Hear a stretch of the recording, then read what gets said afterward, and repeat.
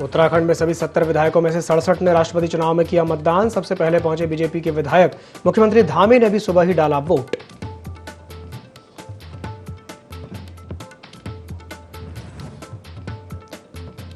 तेरह से 15 अगस्त तक देश भर में चलेगा हर घर तिरंगा अभियान। आजादी के अमृत महोत्सव के अंतर्गत आयोजन। अभियान को सफल बनाने के लिए सीएम धामी ने सभी अधिकारियों को दिए निर्देश।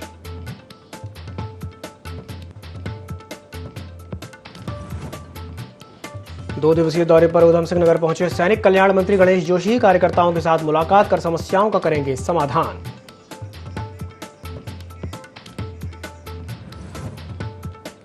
नौ अगस्त से लेकर 15 अगस्त तक कांग्रेस करेगी भारत जोड़ो यात्रा की शुरुआत। उदयपुर के चिंतन शिविर में हुई थी यात्रा शुरू करने की घोषणा।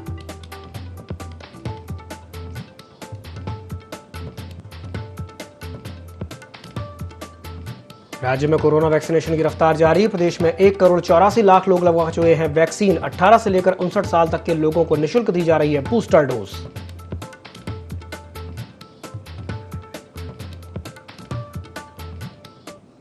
नमस्कार, देवभूमि लाइव में आपका स्वागत है। मैं हूं आपके साथ दिव्यांशु जोशी। बुलेटिन की शुरुआत करेंगे इस वक्त की बड़ी खबर के साथ, जो कि देहरादून से है, जहां राष्ट्रपति चुनाव के लिए मतदान की प्रक्रिया संपन्न हो चुकी है। 70 विधायकों में से 67 विधायकों ने राष्ट्रपति चुनाव के लिए मतदान किया है। 3 विधायक किन्हीं कारणवश मतदान नहीं कर पाए। मंत्री चंदन राम दास, कांग्रेस से विधायक तिलकराज बेहड़ मतदान नहीं कर पाए। बद्रीनाथ विधायक राजेंद्र भंडारी भी मतदान नहीं कर पाए। स्वास्थ्य खराब होने के चलते मंत्री चंदन रामदास और तिलकराज बेहड़ मतदान नहीं कर पाए। कांग्रेस विधायक राजेंद्र भंडारी निजी कारणों के चलते मतदान नहीं कर पाए। इस वक्त की यह बड़ी खबर है उत्तराखंड की राजधानी देहरादून से, जहां राष्ट्रपति चुनाव के लिए मतदान की प्रक्रिया संपन्न हो चुकी है। 70 विधायकों में से 67 विधायकों ने राष्ट्रपति चुनाव के लिए मतदान किया है। 3 विधायक मतदान नहीं कर पाए। मंत्री चंदन रामदास, कांग्रेस से विधायक तिलकराज बेहड़ मतदान नहीं कर पाए। साथ ही साथ बद्रीनाथ विधायक राजेंद्र भंडारी भी मतदान नहीं कर पाए। स्वास्थ्य खराब होने के चलते मंत्री चंदन रामदास और तिलकराज बेहड़ मतदान नहीं कर पाए। तो वहीं कांग्रेस विधायक राजेंद्र भंडारी निजी कारणों के चलते मतदान नहीं कर पाए। ये बड़ी खबर है देहरादून से। राष्ट्रपति चुनाव के लिए मतदान की प्रक्रिया अब संपन्न हो चुकी है। 70 विधायकों में से 67 विधायकों ने राष्ट्रपति चुनाव के लिए अपने मताधिकार का प्रयोग किया है। 3 विधायक ऐसे हैं जो कि मतदान नहीं कर पाए हैं। मंत्री चंदन रामदास, कांग्रेस से विधायक तिलकराज बेहड़ मतदान नहीं कर पाए। साथ ही साथ बद्रीनाथ विधायक राजेंद्र भंडारी भी मतदान नहीं कर पाए हैं। स्वास्थ्य खराब होने के चलते मंत्री चंदन रामदास और तिलकराज बेहड़ मतदान नहीं कर पाए हैं। साथ ही साथ कांग्रेस विधायक राजेंद्र भंडारी निजी कारणों के चलते मतदान नहीं कर पाए हैं।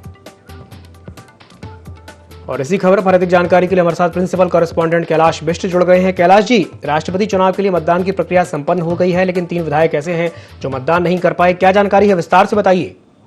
बिल्कुल, देखिए, सुबह 10 बजे से शाम को 5 बजे तक ये समय निर्धारित किया गया था कि कोई भी विधायक अगर आएगा तो 10 से 5 के बीच वो अपने मतदान का इस्तेमाल यहाँ पर करेगा। और अमूमन जो विधायक थे वो सुबह यहाँ पर आ चुके थे। मुख्यमंत्री पुष्कर सिंह धामी भी सुबह 10 बजे के लगभग विधानसभा पहुंच गए थे। उन्होंने भी अपने मतदान का इस्तेमाल किया था, लेकिन यही उम्मीद जताई जा रही थी कि तमाम विधायक यहाँ पर मतदान करेंगे। लेकिन अब जब ये जो चुनाव जब संपन्न हुआ, तब जब काउंटिंग यहाँ पर की गई तो मालूमात हो पाई कि जो 3 विधायक थे, जिनमें से कैबिनेट मंत्री है चंदन रामदास, क्योंकि उनका स्वास्थ्य कल रात को खराब हो गया था, जिसके चलते उनको एक निजी अस्पताल में भर्ती करवाया गया था, वो नहीं पहुंच सके। स्वास्थ्य कारणों का हवाला उन्होंने दिया है। इनके अलावा जो कांग्रेस के जो विधायक हैं तिलकराज बेहड़, उनकी भी यहाँ पर तबीयत खराब थी, जिसके कारण वो भी सदन में नहीं पहुंच पाए अपना मत का इस्तेमाल करने के लिए। और जो राजेंद्र भंडारी हैं, जो बद्रीनाथ से कांग्रेस के विधायक हैं, वो किसी निजी कारण की वजह से आज विधानसभा में नहीं पहुंच पाए। तो ये 3 विधायकों के अलावा जितने भी यहाँ पर विधायक थे, अन्य विधायक, तमाम विधायकों ने यहाँ पर आकर आज मतदान किया है। कांग्रेस के अब कुल 18 विधायक थे, बीजेपी के 46 विधायक थे और निर्दलीय 2 विधायकों समेत 2 बसपा के विधायक थे, जिन तमाम लोगों ने आज विधानसभा में पहुंचकर मतदान का इस्तेमाल किया है। कैलाश जी, मतदान के दौरान, प्रक्रिया के दौरान किस तरह का माहौल वहां पर देखने को मिला? देखिए, रिस्ट्रिक्टेड एरिया था, वहां पर मीडिया से जाने की अनुमति नहीं थी, ना ही किसी बाहरी व्यक्ति के जाने की अनुमति थी।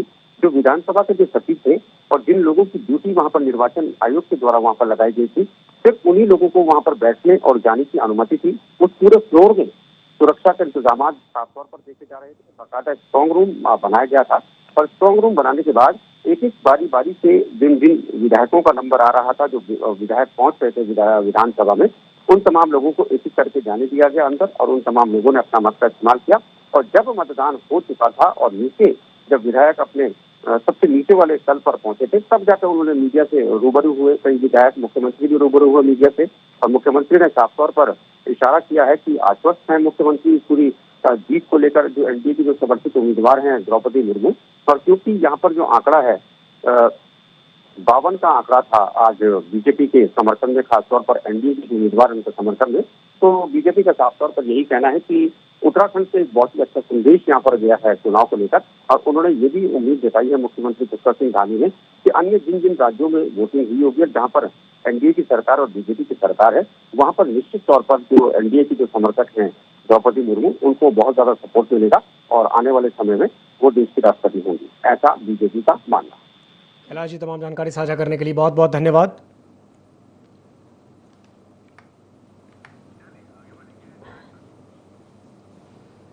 सावन के पहले सोमवार पर मंदिरों में श्रद्धालुओं की अपार भीड़ देखने को मिली। सावन मास में हरिद्वार के कनखल में स्थित दक्ष मंदिर में भी श्रद्धालुओं की काफी भीड़ रही। सावन मास के सोमवार का क्या धार्मिक महत्व है, साथ ही दक्ष मंदिर की क्या मान्यता है, इन्हीं सब बातों को लेकर हमारे संवाददाता धर्मराज ने मंदिर के पुजारी से चर्चा की। मौजूद है दक्षिणेश्वर महामंदिर में और आज सावन का पहला सोमवार है। हमारे साथ मौजूद है डॉक्टर साहब। आइए हम इनसे जानेंगे किस तरह से आज पहले सोमवार और शिव भक्तों की यहाँ शिव मंदिर में बहुत सारे शिव भक्त आए हैं, किस तरह से देखते हैं। श्रावण का सोमवार है। श्रावण का महीना भगवान शिव को प्रिय महीना है और जल तत्व प्रधान महीना है, इसलिए श्रावण के महीने में भगवान शिव का जलाभिषेक या गंगा जलाभिषेक करने से भगवान शिव अति प्रसन्न होते हैं, अत्यधिक जल्दी भक्तों की मनोकामनाएं पूर्ण करते हैं। जैसे कि आज यहाँ पे शिव भगवान की ससुराल भी कहा जाता है, किस तरह से देखते हैं। भगवान की ससुराल है। भगवान यहाँ पर श्रावण के महीने में महादेव यहीं विराजमान रहते हैं अपनी ससुराल में। एक महीने श्रावण के मास में भगवान शिव अपनी ससुराल में रहते हैं, इसलिए इस समय दूर दूर से लोग भगवान शिव का जलाभिषेक करने के लिए आते हैं। क्योंकि सबको ये विश्वास है कि भगवान शिव यहाँ मौजूद हैं, इसलिए इस मंदिर में जल चढ़ाने की या बिल्वपत्र, दूध, दही, रुद्राभिषेक भगवान का करने की परंपरा है और दूर दूर से लोग इसका पालन करते हैं।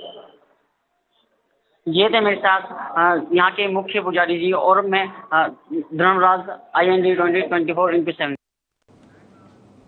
लोहाघाट में सावन के पहले सोमवार पर ऋषेश्वर महादेव मंदिर में भक्तों की भारी भीड़ देखने को मिली। आपको बता दें कि सुबह से ही भक्त मंदिर पहुंचकर शिवलिंग पर जल, दूध, बेलपत्र, पुष्प अर्पित करके पूजा अर्चना कर रहे हैं और घर की सुख शांति के लिए ब्राह्मणों के द्वारा पाठ किया जा रहा है।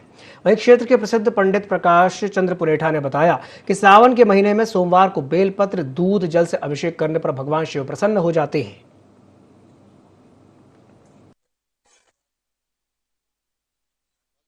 शंकर का जो है पवित्र माह है सावन।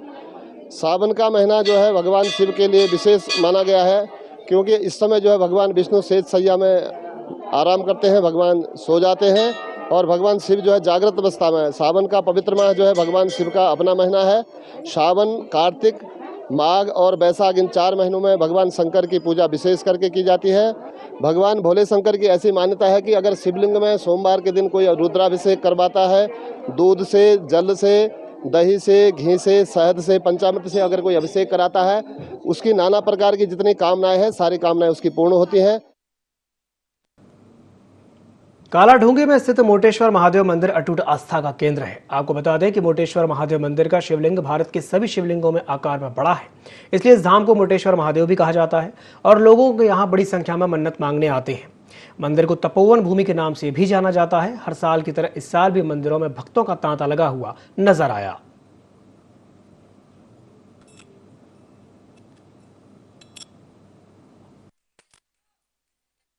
प्राचीन शिवलिंग है, दुनिया में ऐसी इतनी मोटी, इतनी ऊंची शिवलिंग कहीं नहीं है। यहाँ जो भगत 21 दिन आए, उसकी जो कुछ दुनिया में मनोकामनाएं, जो कुछ हो, नौकरी की, पुत्र की, धन की, सभी मनोकामनाएं पूरी। विराट रूप संसार में कहीं नहीं, जैसे कि महाकाल उज्जैन है, वो भी इतने मोटे नहीं। ये शिव दुनिया में सभी शिवलिंगों से अच्छी और कुदरती, मतलब स्वयं भोलेनाथ की प्रकट की हुई ये शिवलिंग है। हरिद्वार में सावन माह के पहले सोमवार पर श्रद्धालुओं में खासा उत्साह देखने को मिला। आपको बता दें कि दक्षेश्वर महादेव मंदिर में स्थानीय लोगों के साथ साथ देश के कोने कोने से श्रद्धालु यहां जल अभिषेक करने आ रहे हैं। वहीं गृह मंत्रालय से जारी की गई एडवाइजरी के बाद मंदिरों की सुरक्षा बढ़ा दी गई है। वहीं उपजिलाधिकारी पूरन सिंह राणा ने जानकारी देते हुए बताया कि कावड़ मेले को लेकर क्षेत्र में जगह जगह सीसीटीवी कैमरे भी लगाए गए हैं और ड्रोन कैमरे से निगरानी की जा रही है। इस दौरान भाजपा पार्टी के प्रदेश अध्यक्ष मदन कौशिक ने भी भगवान भोलेनाथ पर जल अर्पित किया।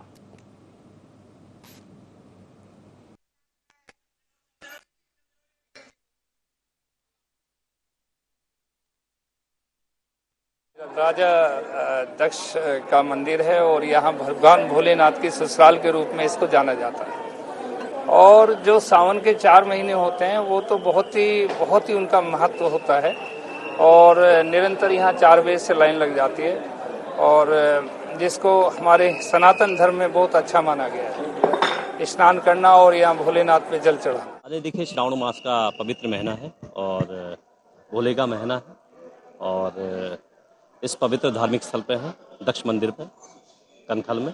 बाकी जो कांवड़ यात्रा भी क्योंकि गतिमान है, बहुत दूर दूर से लाखों करोड़ों श्रद्धालु जल चढ़ाने आते हैं। डीएम सर और एसएसपी सर के द्वारा मॉनिटरिंग की जा रही है। जो जोन एंड सेक्टर फ्रेम किए गए हैं उसमें प्रॉपर एक डिस्ट्रिक्ट लेवल के ऑफिसर प्लस एसपी लेवल के ऑफिसर तैनात किए गए हैं। बाकी उसकी डेली मॉनिटरिंग की जा रही है, हर एक सेक्टर का डेली विजिटिंग की जा रही है। सावन का पहला सोमवार है, भक्तों की आस्था देखते ही बन रही है। हरिद्वार एक ऐसा स्थान है जहाँ से शायद अधिक मात्रा में एक आस्था को लेकर पूरे देश भर के यहाँ श्रद्धालु आते हैं और कावड़ लेके यहाँ से जाते हैं। भगवान भोलेनाथ राज्य में समृद्धि दे, देश में समृद्धि दे, सभी को काम करने के लिए हमें भगवान का आशीर्वाद मिले। जब सरकार और सरकारी सिस्टम जनता की समस्याओं से मुंह मोड़ दे तो जनता को खुद ही अपनी समस्याओं के समाधान के लिए खड़े होना पड़ता है। ऐसा ही कुछ मोटर मार्ग बाधित होने पर देखने को मिला। मार्ग बाधित होने के बाद जब जिम्मेदार विभाग और जनप्रतिनिधियों ने ग्रामीणों की सुध नहीं ली तो ग्रामीणों ने खुद ही सड़क बनानी शुरू कर सरकारी सिस्टम को आईना दिखाया है। ये मामला कर्णप्रयाग विधानसभा के जयकुंडी बणसोली मैखुरा मोटर मार्ग का है। क्षेत्र के दर्जनों गांव को जोड़ने वाला ये लिंक मोटर मार्ग बीते 11 दिनों से बाधित है, जिसके कारण क्षेत्र में दर्जनों गांव का संपर्क मुख्य मार्ग से कट गया है।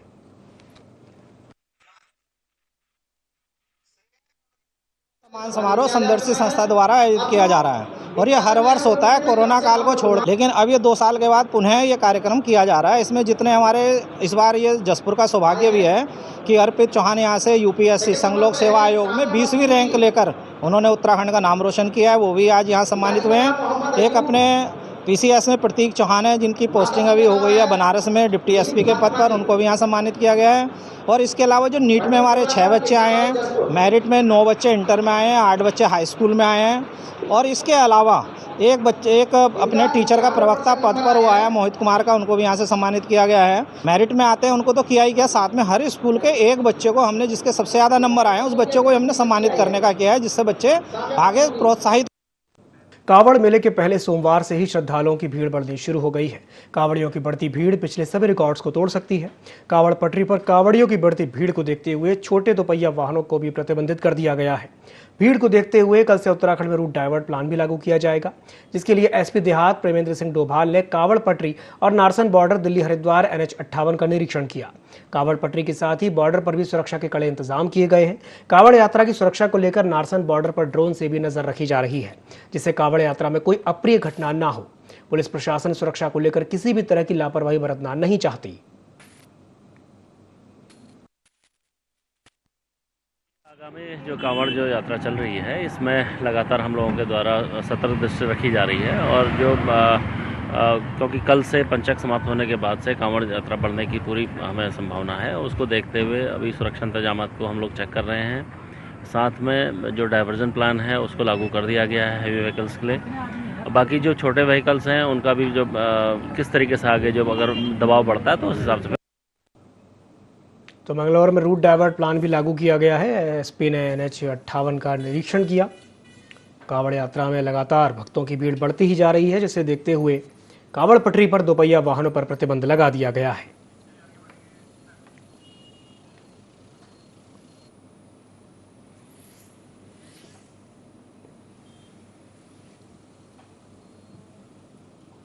उत्तराखंड प्रदेश कार्यालय में प्रभारी देवेंद्र यादव की अध्यक्षता में कांग्रेस की आगामी कार्यक्रमों की रणनीतियों को लेकर के एक बैठक हुई, जिसमें हिस्सा लेने पहुंचे कांग्रेस उपनेता प्रतिपक्ष भुवन कापड़ी ने बताया कि आने वाली 9 अगस्त से लेकर के 15 अगस्त तक उत्तराखंड कांग्रेस भारत जोड़ो यात्रा की शुरुआत करने जा रही है। आपको बता दें कि कांग्रेस के उदयपुर में हुए चिंतन शिविर में भारत जोड़ो यात्रा की घोषणा की गई थी, जिसे लेकर आज पार्टी मुख्यालय में विचार मंथन भी किया गया है।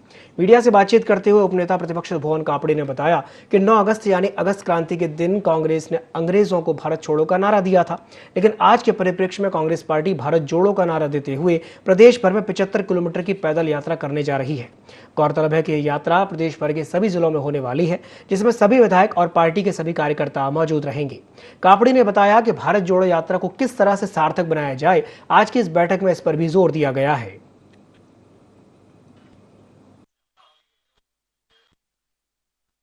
हमारे प्रदेश के प्रभारी जी अध्यक्ष जी के नेतृत्व में बैठक हो रही है, जिसमें आने वाले 9 अगस्त से 15 अगस्त तक, अगस्त क्रांति के दिन 9 अगस्त को नारा दिया गया था कि अंग्रेजों भारत छोड़ो।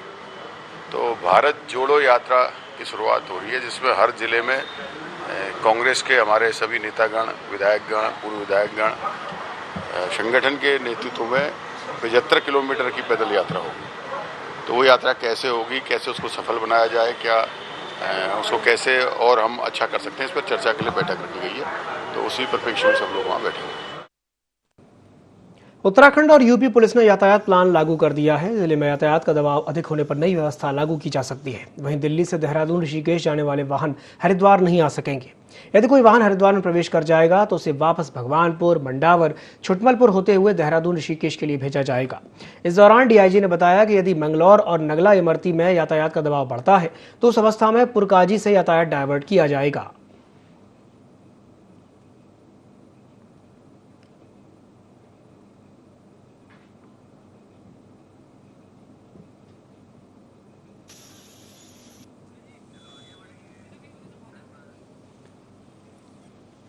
जब सरकार और सरकारी सिस्टम जनता की समस्याओं से मुंह मोड़ ले तो जनता को खुद ही अपनी समस्याओं के समाधान के लिए खड़े होना पड़ता है।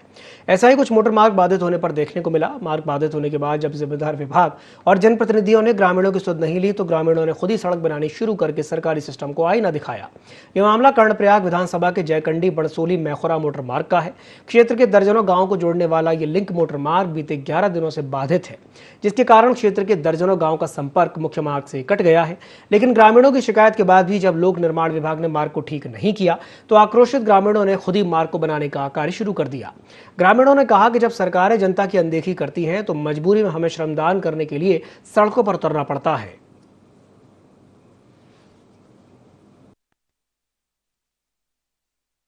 हफ्ते से बंद है, हमारे गांव को यातायात एकदम ठप है, लोगों को भारी परेशानी का सामना करना पड़ रहा है। और जब पीडब्ल्यूडी और एनएच के बीच में लोग फंसे हुए हैं तो आज लोगों ने खुद ही तय किया कि वो श्रमदान करके सड़क खोलेंगे। तो लोग तो श्रमदान कर रहे हैं, विभाग भी थोड़ा शर्म करे और लोगों के लिए यातायात सुगम बनाए। माननीय सिर्फ विधायक साहब नोटियाल साहब, आपको बारंबार नमस्कार। मेखरा की जनता का आपने बड़ा सहयोग किया। वोट मांगते समय तो आपके जो चमचे हैं वो भी हमको सोने नहीं दे रहे थे, खाने नहीं दे रहे थे, लेकिन जब हमको ठीक विधायक की जरूरत थी तो विधायक साहब देहरादून है। और हमारे मोटर मार्गों का हाल ये देखिए, यहाँ से लेकर और मैखरो तक ये हालत है। माननीय साहब आप क्या कर रहे हैं, जरा देखिए। आइंदा वोट मांगने भी आओगे तो फिर ढंग से आना। मच्छरों से होने वाली दिमागी बुखार जैसी गंभीर बीमारी से बच्चों को सुरक्षित रखने के लिए टीकाकरण का आज जयपुर खीमा ग्राम सभा के प्राथमिक विद्यालय में शुभारंभ किया गया। हल्द्वानी ब्लॉक प्रमुख रूमा देवी और ग्राम प्रधान सीमा पाठक सहित ब्लॉक स्वास्थ्य अधिकारी डॉक्टर हरीश चंद्र पांडे ने संयुक्त रूप से फीता काटकर इसका शुभारंभ किया। आपको बता दें कि प्राथमिक स्वास्थ्य केंद्र मोटा हल्दू ब्लॉक के अंतर्गत आज से 36 जगहों पर दिमागी बुखार के 1 वर्ष से 15 वर्ष तक के बच्चों का टीकाकरण किया जा रहा है। रोस्टर के अनुसार 1 वर्ष से लेकर 6 वर्ष तक के बच्चों को उनके नजदीकी आंगनबाड़ी केंद्रों पर वैक्सीन लगाई जाएगी और 7 वर्ष से लेकर 15 वर्ष आयु के बच्चों का उनके स्कूलों में ही टीकाकरण किया जाएगा।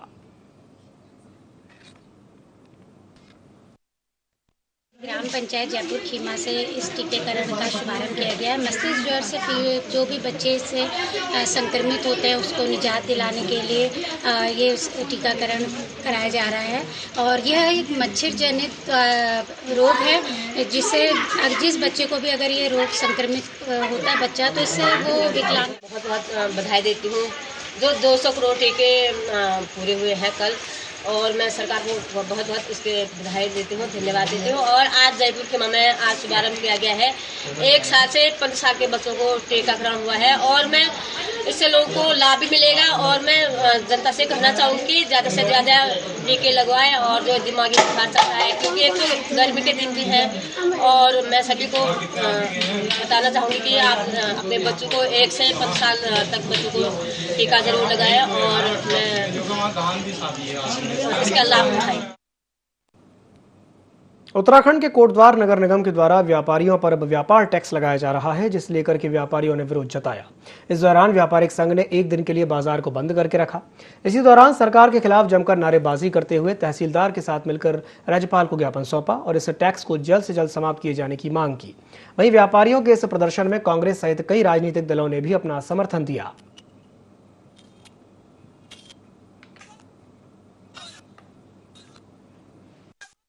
करने का रीजन ये रहा है कि हम सभी लोग जो चिकित्सा व्यवसाय से भी जुड़े हुए लोग हैं उनको भी व्यापार की श्रेणी में लाके खड़ा करने की वजह से अब हमारे यहाँ क्लिनिकल एस्टेब्लिशमेंट का भी टैक्स लगता है, जो कि यूपी में नहीं है।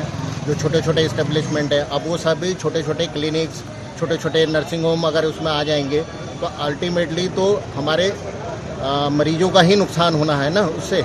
और इनका जो अगर हमें चिकित्सक को भी अगर व्यापार की श्रेणी में लाके खड़ा कर दिया तो उसके तो बहुत सारे नुकसान भविष्य में हमें देखने को मिलेंगे। नगर निगम का, कोटद्वार नगर निगम का यहाँ पे लागू हुआ था तो राज्य सरकार ने, भाजपा की सरकार ने कहा था कि 10 साल तक हम कोई टैक्स नहीं लेंगे, कोटद्वार की जनता से कोई टैक्स नहीं लिया जाएगा, हाउस टैक्स नहीं लिया जाएगा, कमर्शियल टैक्स नहीं लिया जाएगा। लेकिन जैसी यहाँ पे भारतीय जनता पार्टी की सरकार पुनः बनी, उन्होंने यहाँ पे व्यापारियों में टैक्स थोप दिया है। कोरोना काल में व्यापारी वैसे आर्थिक संकट से जूझ रहा है और नया टैक्स थोप दिया गया है, व्यावसायिक टैक्स, हाउस टैक्स के रेट दुगने कर दिए गए हैं। जो खाली प्लॉट है उस पर भी टैक्स अब लगेगा। तो ये एक प्रकार से आर्थिक बोझ है जिसका कि हम विरोध करते हैं। व्यापारी भाइयों ने आज बंद बुलाया था और कांग्रेस पार्टी ने उनका समर्थन किया था और हमने उन्हें आश्वासन दिया है जब तक आप संघर्ष करेंगे, जब तक टैक्स वापस हो जाएगा, व्यापारी भाइयों के कंधे से कंधा मिला के कांग्रेस पार्टी भी उनके साथ संघर्ष करेगी। राज्य में कोविड वैक्सीनेशन की रफ्तार जारी है। कोरोना को जड़ से खत्म करने के लिए राज्य सरकार लगातार प्रयास कर रही है। सूबे में अब तक 1,84,00,000 लोगों को वैक्सीन की पहली और दूसरी डोज लगाई जा चुकी है। प्रदेश में 100% लोगों को वैक्सीन की पहली खुराक दी गई है, जबकि दूसरी डोज 94.7% लोगों को लग चुकी है, जो कि राष्ट्रीय स्तर के मुकाबले कहीं अधिक है। भारत सरकार के कोविड टीकाकरण में अमृत महोत्सव के तहत राज्य में 18 से लेकर 59 आयु वर्ग के सभी लाभार्थियों को निःशुल्क बूस्टर डोज भी दी जा रही है। स्वास्थ्य मंत्री डॉक्टर धन सिंह रावत ने देश भर में संचालित कोविड वैक्सीनेशन के दुनिया के सबसे बड़े और सफल अभियान के लिए प्रधानमंत्री नरेंद्र मोदी और केंद्रीय स्वास्थ्य मंत्री मनसुख मंडाविया का आभार जताया। स्वास्थ्य मंत्री डॉक्टर धन सिंह रावत ने बताया कि राज्य में कोविड महामारी को जड़ से खत्म करने के लिए सरकार के द्वारा सफल प्रयास किए जा रहे हैं। उन्होंने बताया कि 15 जुलाई 2022 तक सूबे में 1,84,00,000 लोगों को कोरोना वैक्सीन की पहली और दूसरी डोज लगाई गई है।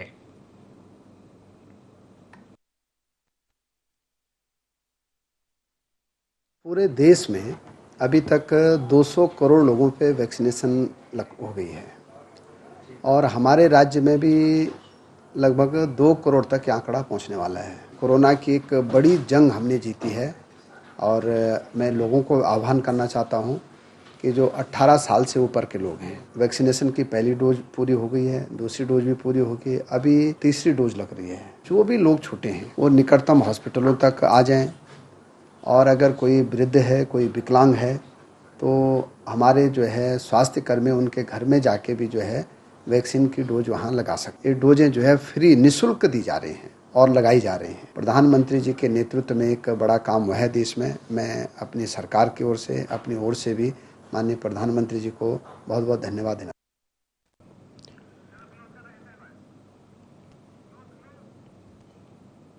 बुलेटिन में फिलहाल के लिए इतना ही। दीजिए इजाजत। नमस्कार।